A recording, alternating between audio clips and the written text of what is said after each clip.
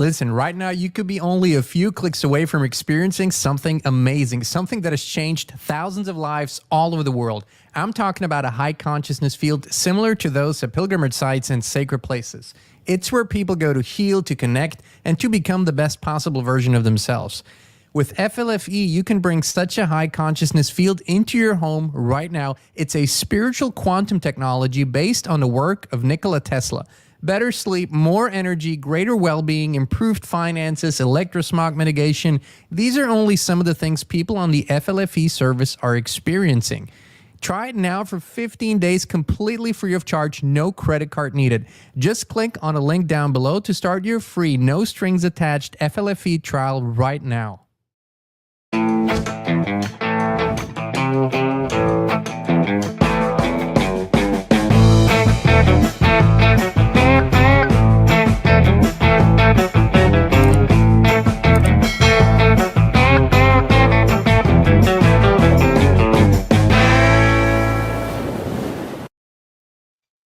Hey, Inspire Tribe, my fellow freedom lovers. It's John Nolan here. Thank you so much for tuning in. It is Tuesday, June 18th, 2024. We're healthy, we're wealthy, we're whole, we're free. That's the mantra of the Inspired live stream. It's wonderful to see you on Rumble, on YouTube, on X, and of course in the live chat. I see Sharon is here. Good to see you. Oh, Sharon hasn't missed one in a while. Walter is here. I saw Stuart, Charlotte. Thank you so much for your contribution. Really appreciate it. Said Stuart is here, Sammy, Raymond, of course, Christine, the wise thumbs in a live chat. Thank you. My love over there. Nigel is here. Mike is here. Good to see you all. Okay, my friends. So, this whole journey for us is not for entertainment purposes. It's not to create fame or anything like that. As a matter of fact, Christine and I have, we've been on the journey of getting to the root cause of all of our problems, right? This was everything that I've been researching all my life, experiencing, all the rabbit holes, all the books, everything was aimed at, okay, so where does it start? How does it happen? Why are we in the situation that we're in, right? And we are, of course, exploring this in all areas, but there is a root cause. Believe it or not. And today I want to talk about that root cause, explain it in detail, what actually causes all of our problems. It really does. And the most beautiful thing is that the solution can begin today for you. That's the most important piece of that puzzle here. So let's first explore, how did we get here? We're looking at the world situation today. And if you have eyes to see and ears to hear, you don't have to be a prophet. You don't have to be a researcher. Most people understand that we have a lot of problems like war, like violence, like families that are disrupted and that are not together any longer. We have disrespect amongst each other. We have, in some places, of course, still racism, sexism. We have a lot of big problems. And for the majority of people, that's not hard to see. They might not see how deep those problems go or how they've been created, but they see them. So essentially, we have to ask ourselves, who would benefit, right? Who would benefit from humanity being in the state that it's in? So once you start asking that question, you might either come up with the answer, well, there's a group of people that consider themselves better and want to control the rest. Okay, let's go with that. I can do that. Or you might think we're looking at a different species that wants to do the same, wants to control humanity. It doesn't matter, essentially. For this particular discussion, whatever suits you, but ultimately you quickly come to the realization. Some people claim it's simply a wealthy, a powerful, maybe through bloodlines, group of people, a small elite that do it for power and money reasons. Others claim it is much more nefarious than that, and it goes into the spiritual realm. Again, whatever you believe or wherever you stand on this, it doesn't fundamentally change what I'm about to talk about. Okay, So if you are this group of people that seeks to control others, you first have to study your subject. You have to study human behavior. You have to study humans. How do you even get someone to follow your open or your hidden guidance, right? The open that you put out in the media, in the school books and everything, and then the hidden guidance is the subliminal stuff that people don't see but that they're susceptible to. So when you have self-actualized human beings that know who they are and are in their optimal state, it's almost impossible to do. So then you have to ask, what do I need to do to humans in order to get them in a lower state of being? That's what needed to happen over a long period of time. And then the obvious answers are, well, you start deteriorating their experience in their environment. So you slowly but surely move them into a place where they live and have sub optimal food or poison food and water and all those things. And those answers are all true, but they are not yet the root cause. So then you go, what makes humans so powerful? It is our connection with spirit, with who we really are. It's this component of us that we cannot see, but that perceives much, much more than this body ever could. And our ability to use what we perceive and receive through that connection, that then allows us to make incredibly creative choices and have an incredibly creative, co-creative experience that is inherently positive and constructive and powerful. So when you kind of observe humans who are in their natural state of being, that's usually what you will find. It's quite incredible. Of course, there's not very many left in that state. So why is that? Because this is literally the root cause of all of our problems. And here we're getting to the actual answer. So if you know that simply putting poisons in the water and in the food and in the air doesn't quite do the trick, then you have to find what is the one thing that interrupts this connection, the one thing that interrupts the ability to be creative and have creative, positive, constructive thought. And that's where you discover that if humans, especially at a very young age, are exposed to violent, traumatic experiences, then it creates an interruption, and almost in all cases almost severs that cord to spirit and creativity, and it literally in an instant alters the path of that human, and it's leading in a completely different direction. Trauma, and we're going to explore what that really means. It's a very loaded word, and a lot of people have very various attachments to the word, and I really want to respect all perspectives here, but trauma at the very core is the root cause of all suffering in our experience. Because hurt people, that's not just a platitude, that's not just a phrase, that is the truth. Hurt people, people that are whole, people that are healthy on all levels do not hurt people. It just doesn't happen. So now we have to look for a moment from the perspective of those who wish to control others, whatever species they are, even if they're fellow humans.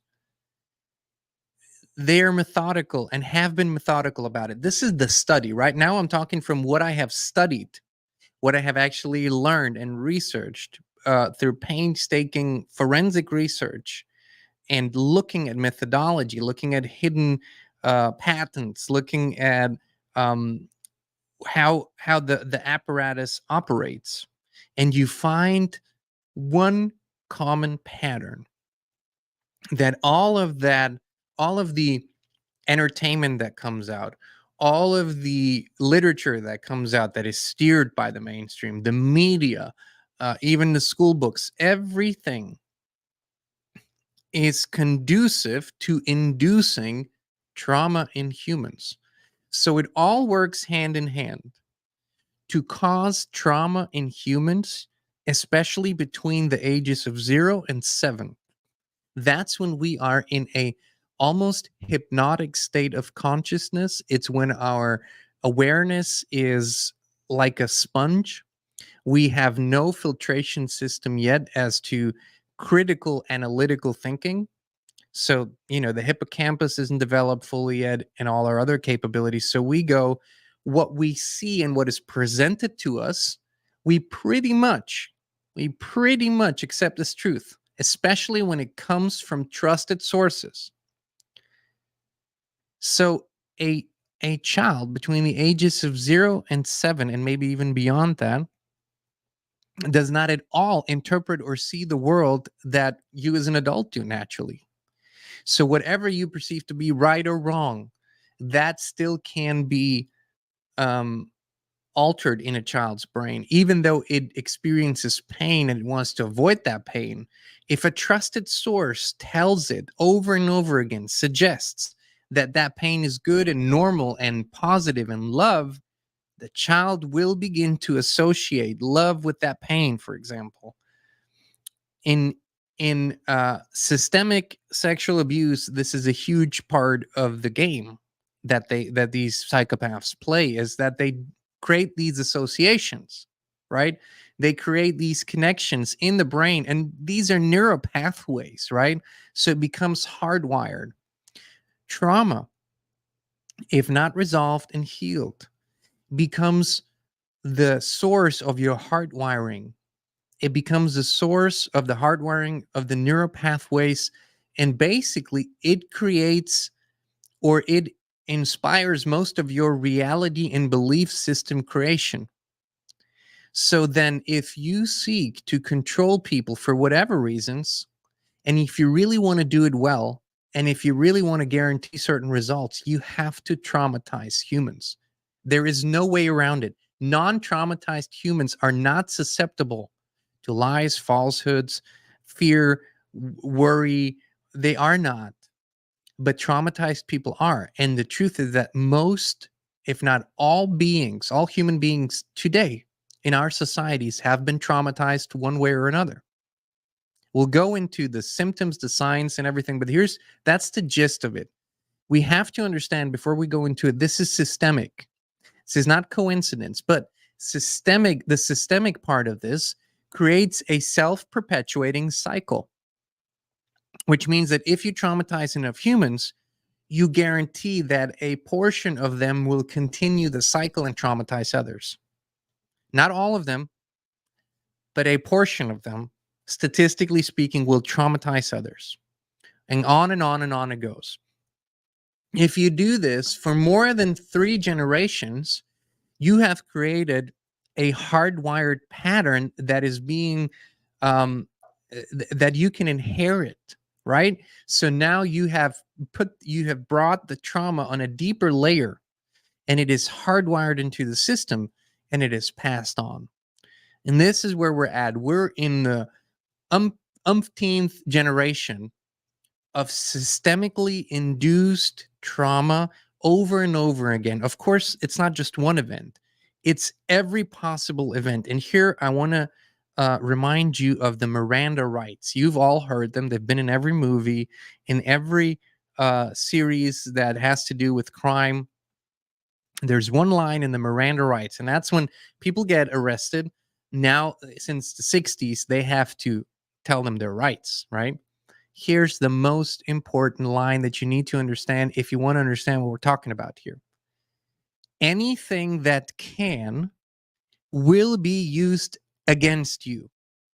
If you don't understand this principle, you will never get what we're really talking about here. Those who wish to control others will use anything they can against you. Now, once you wrap your mind around that concept, it's much easier to understand what has happened to us. This is something that I've found in my research. Whatever the inventions are, whatever the technologies are, whatever the methods are, in forms of traumatization, control, whatever they can use, they are using against us. They're not holding back. There is no moral or ethical boundary that they will not cross, because they don't have that kind of thinking. They don't have empathy. They don't have a moral consequence. They don't have an inner consequence for their actions, which means if they torture or kill or abuse others, there's no consequence. They don't have sleepless nights, sweats, panic attacks, guilt, shame, none of it. So that's what really needs to be understood. So then they have created an entire culture and a way of life that is in and of itself perpetually traumatizing. We look in our society today and we sort of want to bring it back to standards maybe 30, 40, 50, 60 years ago, because we feel it was better than it's now. And probably in many ways it was, but it was still a perpetuating trauma cycle, hardcore competition, right? We're primed from a very early age to compete with each other in destructive ways. Destroy your enemy. Don't just become better in the market competition. If you are in business, if you're out in the workspace, don't just become better. Annihilate your competition. We have been primed for sort of bringing a concept in nature, which we observe as the survival of the fittest. It is very humanized, this concept. It's a little less human in reality. And they have directly brought this into every field, into athletics, into entertainment, into politics, into everything. And it's kill or be killed, dog eat dog. That's the underlying fabric of how our society functions. So it is perpetually traumatizing. It's not just one event. Oh, we got you as a kid. Oh, we got, no, it's perpetual. It's perpetuated over the lifetime. So let's go and look at what trauma is, what these symptoms are, and how we can heal it. And I want to get to the end right away. Healing is literally the beginning of the end of all the madness. It's not that it happens overnight when we heal, but when healing becomes a mass phenomenon, then truly those forces lose all of their power over us. And we begin to create from a free and balanced and whole place again, which we haven't had in such a long time. We wouldn't even know what that looks like. So let's go and explore this subject a little deeper here. So, what is trauma? Trauma is an emotional response to a stressful, frightening, or distressing event that is difficult to cope with or out of one's control. It can be a single incident or an ongoing event that happens over a long period of time. Most people will experience one or more events in their lives that could be considered traumatic. So our psyche is extremely powerful, and it has many mechanisms to protect itself and to ensure that we can continue to exist even though we've experienced very bad things. Now, what it does is it begins to compartmentalize, which, our ability to compartmentalize allows us to function throughout life, because it could be that you in the morning have an argument with your wife or husband or child, and that might be emotionally stressful, but then half an hour later you are at work and you have a different task at hand, and you compartmentalize. You literally shut off as best as you can the morning experience to go through your day and still be able to function and be productive. And then you return to that experience later on at night, and you kind of, continue whatever that experience was. Our psyche is incredibly powerful like that, and it allows us to exist through the worst of experiences, like warfare, how people manage when bombs are flying and people are killed around them and tortured, and the horrific violence of war. which can take many forms, and people can still function. That is how powerful our psyche is. However, we're basically functioning, collectively speaking, in a permanent emergency mode. In a permanent emergency mode because of the perpetual trauma that we've been exposed to collectively and individually. So our consciousness and our psyche, they are encapsulating these traumatic events and pushing them down if we don't deal with them, pushing them down into the subconscious and non-accessible layers of your being, which means in your everyday awareness, you might not be able to access the memory of that trauma or the emotions of that trauma consciously. However, you go through life, you walk through your days, and you see something, and that something connects to that trauma deep inside of you, and it triggers a response that you don't understand in that moment. It reminds your psyche, your subconscious of that experience. Emotions are triggered, and you react in a completely disproportionate way, not even knowing why. Why are you so emotional? Why are you so angry? Why are you so upset? It is trauma that creates that reaction. But the memory could be suppressed from you, so you don't know it. And that is the worst, and that is the most common form of trauma response that we see over and over again. That's why most arguments between humans are not what they seem to be about. You think they're about someone stealing your parking space. So what? Is that such a big deal, really? In the big scheme of things? No. But you lose your shit because that experience could trigger a response from deep within from a long time ago. Excuse me. And you wouldn't even know. Most of the time, we don't.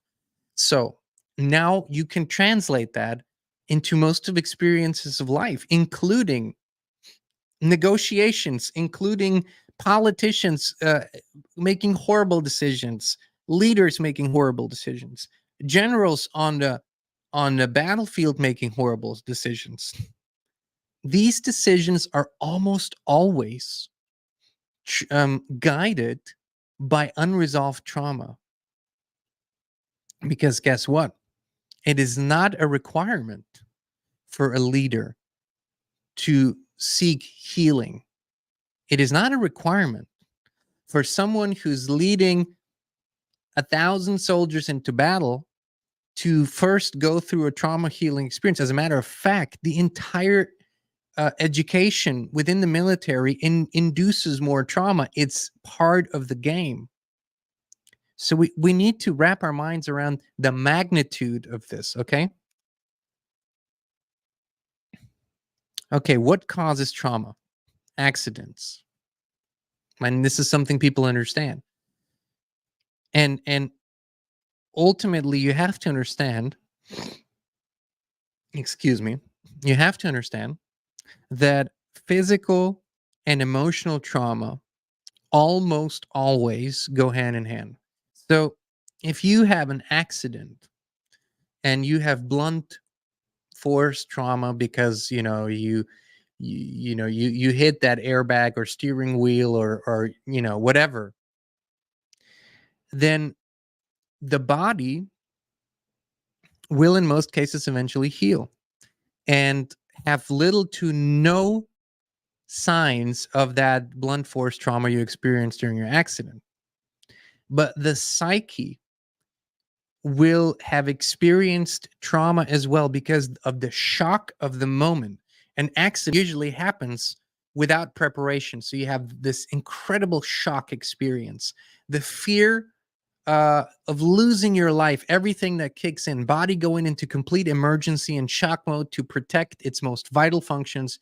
That is a emotional trauma that is stored and usually not looked at or healed after a physical accident. So most people simply don't make the connection.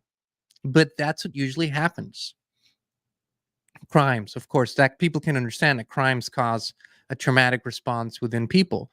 Natural disasters, all of these are usually life or death situations. Physical or emotional abuse, that is the biggest uh, producer of trauma in our human experience is literally physical and emotional abuse, because that's what you can direct in the best way, and control in the best way. The rest is a little harder, but this you can control very, very clearly how to do it, when to do it, and what you will create in the human being. Neglect, of course. We are social, we're loving beings. We want to belong. This is one of the biggest things for children. This is, by the way, why children still love their abusers, love their parents.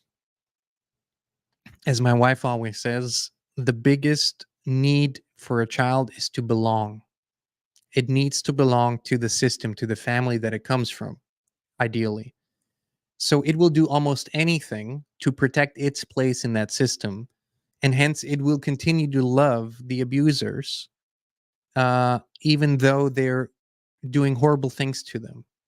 So neglect is just as much physical and emotional abuse, because to withdraw love and attention from a child, to deny a child its place in a family and in a system, is one of the most traumatic things you could possibly do, because we belong naturally in the system. It's our nature. It's biologically hardwired. So you take that away, you isolate a child and you don't give it love, and you punish it that way. uh, you have just traumatized a human being incredibly, incredibly. um, Violence, naturally, that's every form of violence creates a traumatic response. There's no doubt about it. Witnessing violence or death, this is where I said this culture has become so incredibly sophisticated. What is most of our entertainment today? You look at your average Netflix movie series or Amazon Prime, whatever the platform is, you look at most releases in the movie theaters.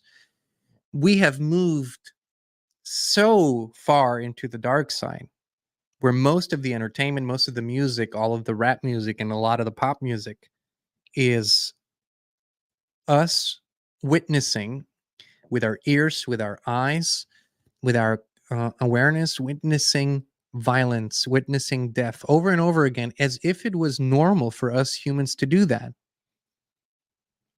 So we have created all this entertainment and video games and everything that revolves around violence and death, albeit simulated. Our consciousness, our subconsciousness especially, does not know it's simulated. So every time that you watch a movie and you're fully invested in the scene or in the series, and you witnessed a murder and a death, your subconscious experiences it as if it was real. Now, you later tell it was just a show, it was a movie, we can go to sleep now. But how often do you dream these things? How often do you replay this after you watch the movie? That is how powerful, incredibly influential all of this is to our psyche, and how it perpetuates trauma.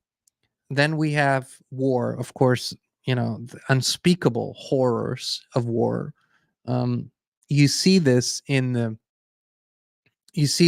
people. There's photography, right, of soldiers, young soldiers, 20-year-old men who go into war. They come back a few years later, they look like their own father. So the incredible horrors of war. Now, you can also witness this in people over the last 4 years. We don't know it, but we have been in a perpetually traumatizing war, especially over the last 4 years. Hardcore 2020, 21, 22. Think about the media coverage. Um, this was a war with perpetual trauma. So now you look at and yes, you have to count all the other means that were used against people, but you look at people and how they have aged over the last years, how this stress, how this incredible warfare against the human psyche has um, it shows visibly. People have aged, incredibly visibly, which is also a trauma response, by the way. And other life-threatening events, anything that will cause you to be in a state of fight or flight, is usually a traumatic event. So these are some of the root causes of trauma. What are expressions of trauma? Hypervigilance, so constantly scanning the environment for potential threats, even in a safe situation. A lot of people do that, not even knowing they do that, but they will immediately remove themselves if even the slightest sign of a danger. Now, they don't know what danger, because it's the subconscious trauma response that's driving that behavior. Avoidance, steering clear of people, places, or activities that might trigger memories of the traumatic event, right? Which is almost impossible because of the exposure to so much input from all sources all the time. That's, of course, wanted. Emotional numbness, feeling detached or disconnected from emotions, often as a coping mechanism. Not feeling anything, not giving yourself permission to feel something, fear of feeling too much, fear of going too deep. All these are classic trauma responses, because you never want to feel that pain again that you felt back then, and your psyche does everything to protect you from it. Then we have hyperarousal, feeling on edge, irritable, or easily startled, even in non-threatening situations. This is that vigilance part. This is where the body is almost, and what is so exhausting is the body is in an extraordinary state for long periods of time. And if you know anything about the how the body operates, it cannot sustain a state of fear or a state of euphoria or joy, or any intense emotion. The body cannot sustain it very long, because it's such a hyperproduction of biochemical processes that within a minute or so, or even less, the body starts bringing things back to center, back to balance. So when you are, as a trauma response, in those hyperarousal states, it's extremely tiring, because your body just keeps pumping out those hormones, keeps pumping out those chemicals, and you just stay in that state. It's incredibly tiring. Flashbacks, of course, a classic post-traumatic response is when people see or have glimpses, and they come through and they shock the system, they shock the body, they shock the psyche in an instant, and then they disappear often, and you don't know where they came from, you don't know what the memory is connected to. It's extremely agitating and painful. um, then you have difficulty with intimacy. Of course, this goes with, not wanting to feel, but struggling to form or maintain close relationships due to fear of vulnerability or betrayal. Classic trauma response. People can have a real relationship, and they don't know why. Usually that's the biggest issue, is all these inter relationship problems that we have. um Most of the time, 95% of the time, all of our conflicts, all of our fights and quarrels aren't about what we think they're about. It's usually two traumatized people living out their triggered trauma responses. Once you see it, you can't unsee it. Once you know it and you become an observer of that, you realize this is what it is. You also then begin to realize when people have an authentic experience that is not trauma triggered, that is just, this is what's happening here and now, this is what we're talking about, and I'm reacting from this situation. It's a completely different experience. That's when two, fairly balanced and whole people, healed people, have a conversation. It's very refreshing. It's very rare, but when it happens, you recognize it. It's very different in energy. Um, then we have sleep disturbance, a classic, of course. Most people have this, experiencing insomnia, nightmares, or other sleep related issues, or self destructive behaviors, engaging in riskier self harming activities as a way to cope with the trauma, which is, by the way, addiction, right? Self addiction is solely a self destructive behavior. Um, we think of it differently, we look at it differently, but substance addiction or sex addiction or any addiction is self-destructive behavior. It is a classic trauma response. And there is, to my knowledge, I've never, and Christine will confirm this. She's worked with hundreds and hundreds of clients on a one-on-one basis and thousands in group settings. She hasn't seen a case of addiction that doesn't have an underlying trauma as the root cause. So I would say there is a direct 100% correlation. There might be the odd exception, but I've not seen it yet. Addiction always points to trauma. That's what we found. So trauma healing, okay? Because this is where and let's just put this to the side for a moment here before we go into it.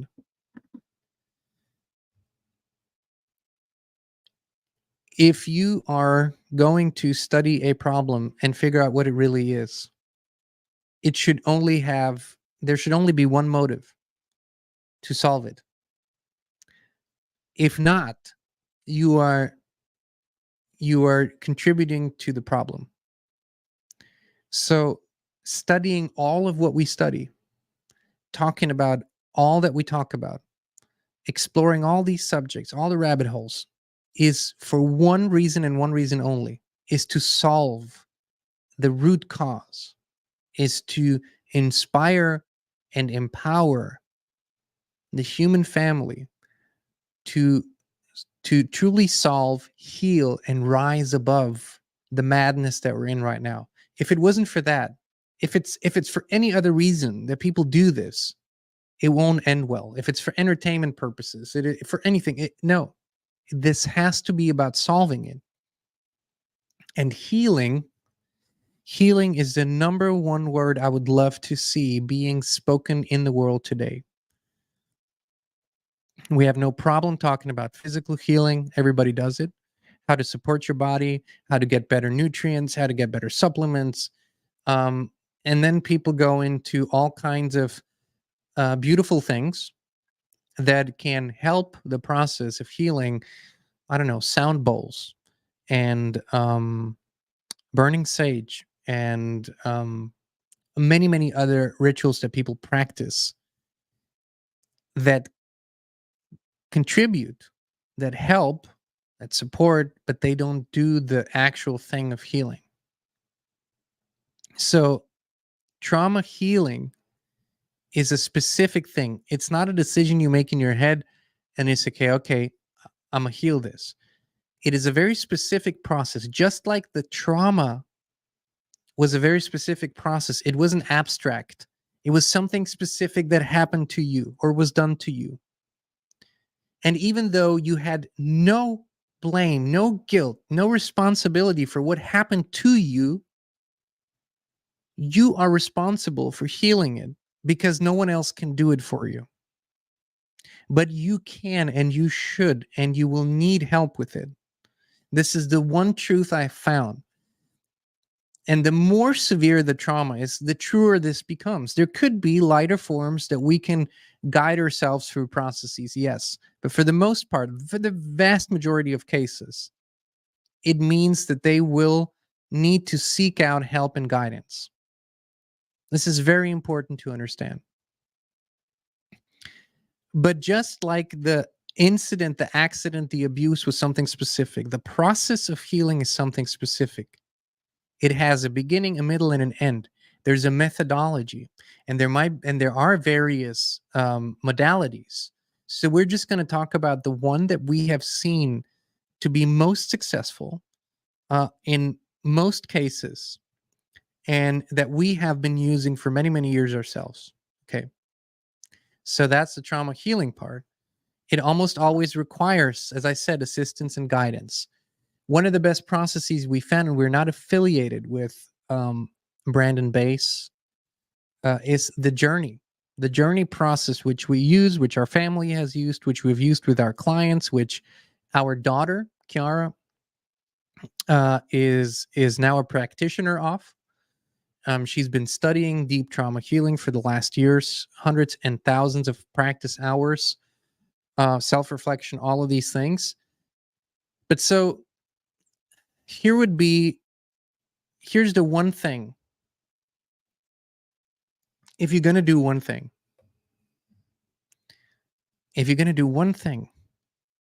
that will contribute in huge ways to the improvement of your own life, and by default, to the improvement of the collective, it would be to start your healing journey. Christine and I talk about this a lot in our locals community. That's the subject she's most passionate about. That's what she's dedicated her life to. That's what she's been studying, practicing, teaching, embodying, and this is literally what has changed millions of lives. The information that we get, that we seek, that we find, the truth about things, it both leads us to the root cause, trauma, and that we need healing, and it also leads us to better solutions. So this is incredibly important, but just finding the information will not change it. So here we are, the journey process.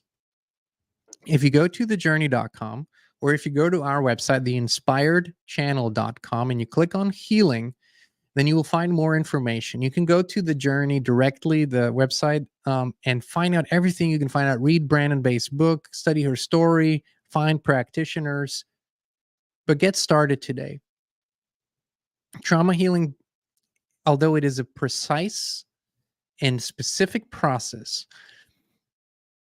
it doesn't happen overnight, and it doesn't just magically disappear after you do the process.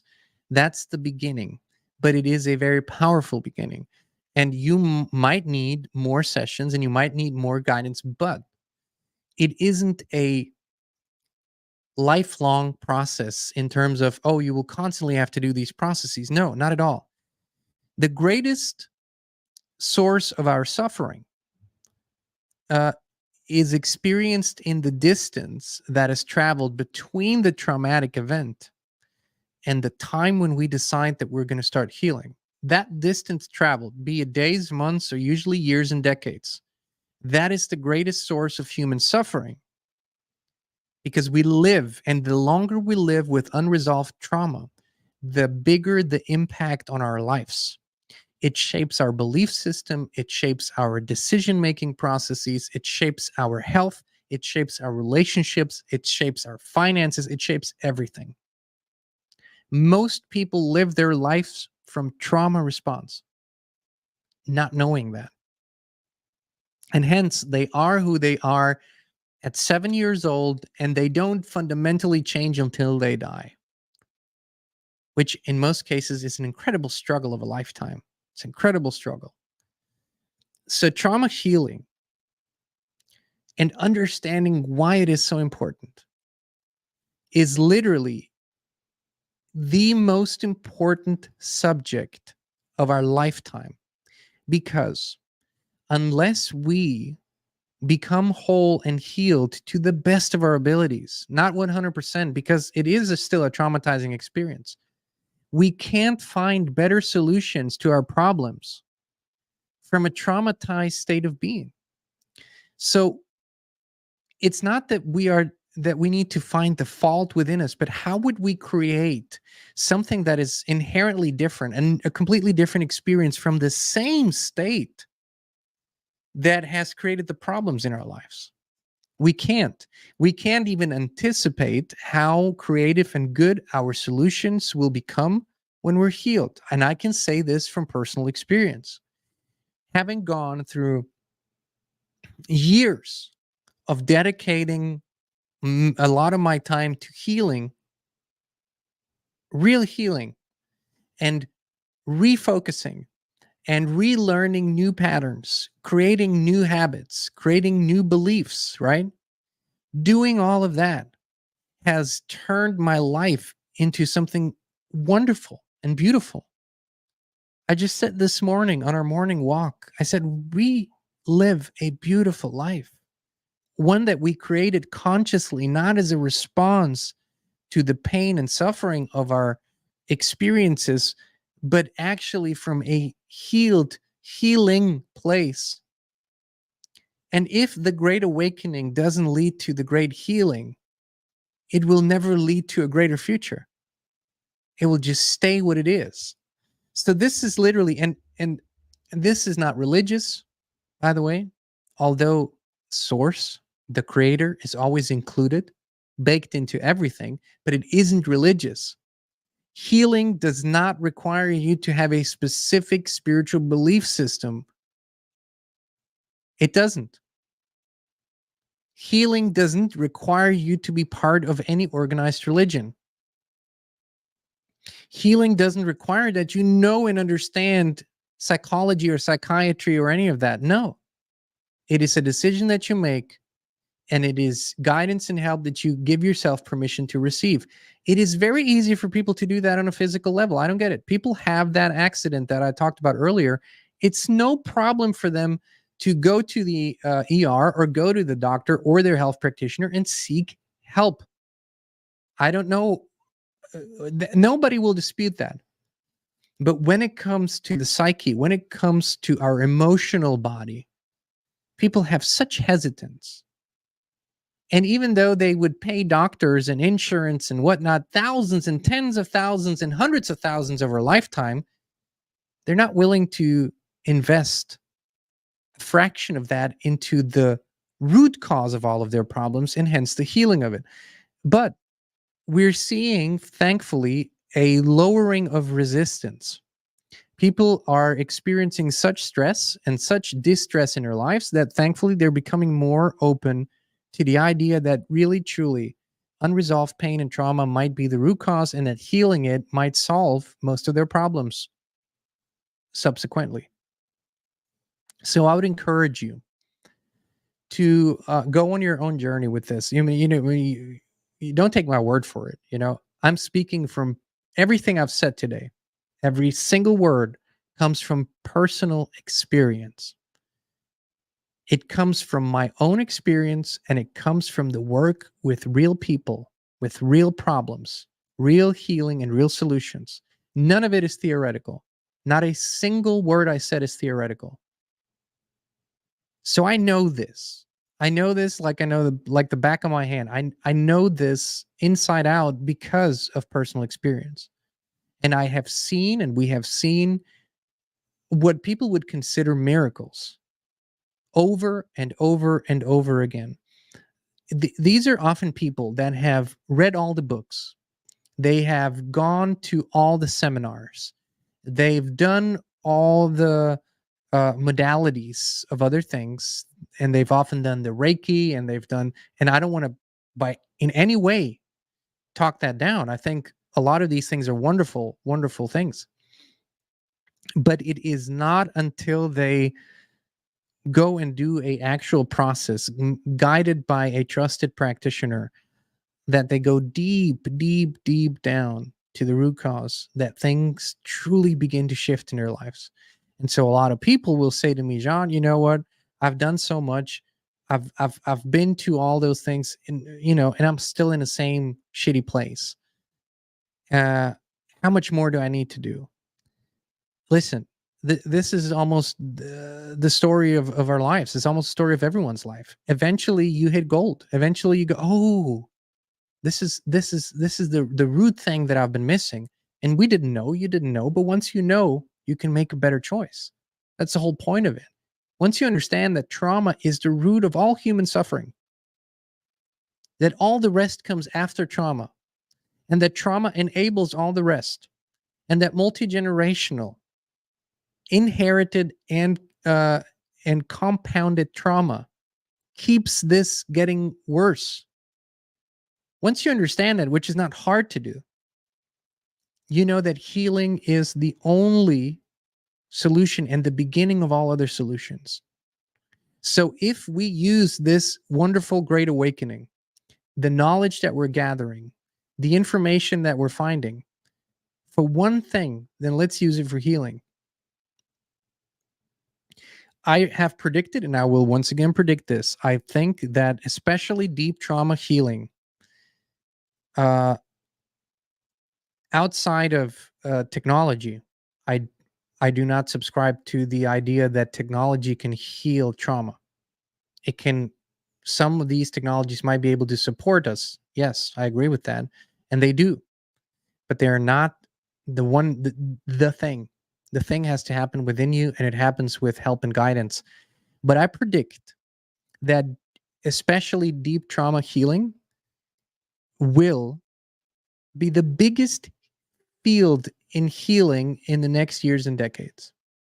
Because eventually it will be like most of the people realize, oh, this is the thing. This is why I've been angry all my life. This is why I couldn't keep a relationship going. This is why I always self sabotage. This is why I drink. This is why I isolate. This is why I don't talk to others. This is why my life is a constant struggle. It's when people realize that there is an answer and a solution that things begin to change. And once they're on their path of healing, life becomes pretty incredible, even in difficult circumstances. And we're living in difficult circumstances. We're going through some difficult things. But if you are a balanced person that is in healing and maybe has the majority of big stuff healing behind them, you become so creative. You become so constructive. You become so contributing to the solution. It's incredible. So I would encourage you to really look into this if you haven't yet in your life, or you haven't and you just need some more of it. And as I've said, we don't claim that this is exclusively the only method modality out there. We know that it's not. But the journey, found at thejourney.com, again, we're not affiliated, has been a wonderful process for us, for our clients, for our family. Our daughter has dedicated her life to studying this, becoming a practitioner, and helping others. That's where she feels her calling is. We're incredibly proud of her. I mean, as you can imagine. And the apple really doesn't fall far from the tree. So if you wish to learn more or get in touch with her and book a session with her, you can do that at theinspiredchannel.com. Just click on healing and follow the instructions there, and you can do that. My wife's sitting here. Well, somebody, Eureka said, how to heal teenagers and their trauma. I feel so bad. I don't know how to help my daughter. She seems to have social anxiety, and I'm not very social either, but I love it, but it's hard for teenagers. I want to say to that something real quick. Can you hear Christine fine? Just let us know in a live chat if you can hear her fine. I want to say something real quick about that. It's very important, of course, for teenagers to help them in any way, shape, or form we can as parents. But it's even more important that you're the way shower and that you heal first. Because out of your healing, a lot of relief will come for the children and for the teenagers. So if you would be my client, I would tell you, you come first. So, for those of you who haven't heard it perfectly, when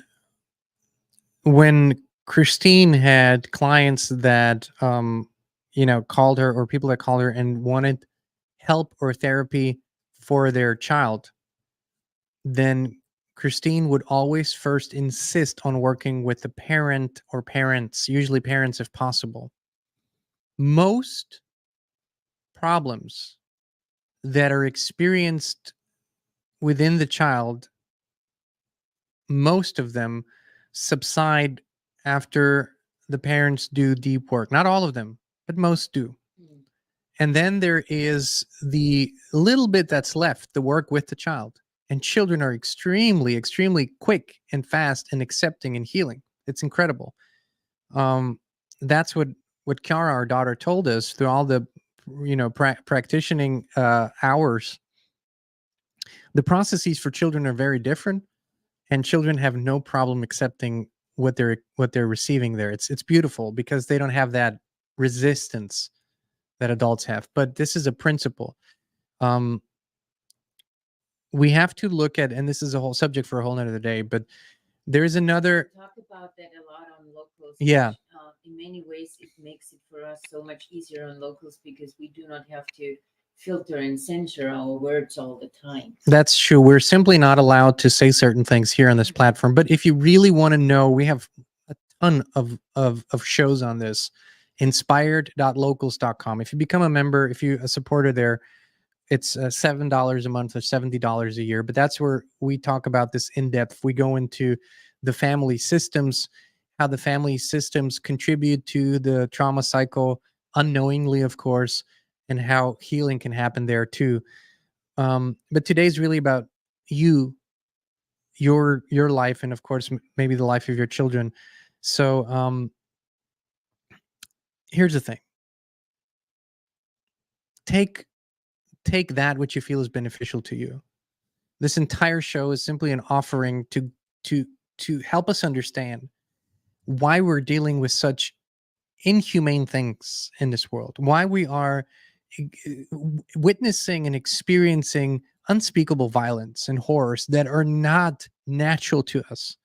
If they were natural to us, we wouldn't react in the way that we do. We wouldn't be so appalled. We wouldn't be so horrified, but we are because it's not natural to us.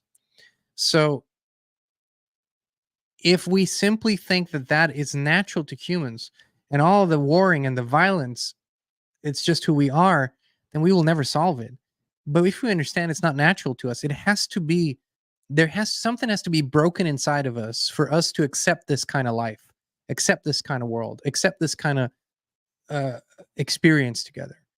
And if that which is broken is healed, or at least begins to heal, then we naturally won't accept that kind of life and that kind of experience together any longer.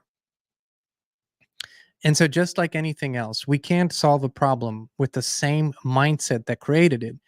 Likewise, we can't solve a problem from the same emotional beingness that created that problem in the first place.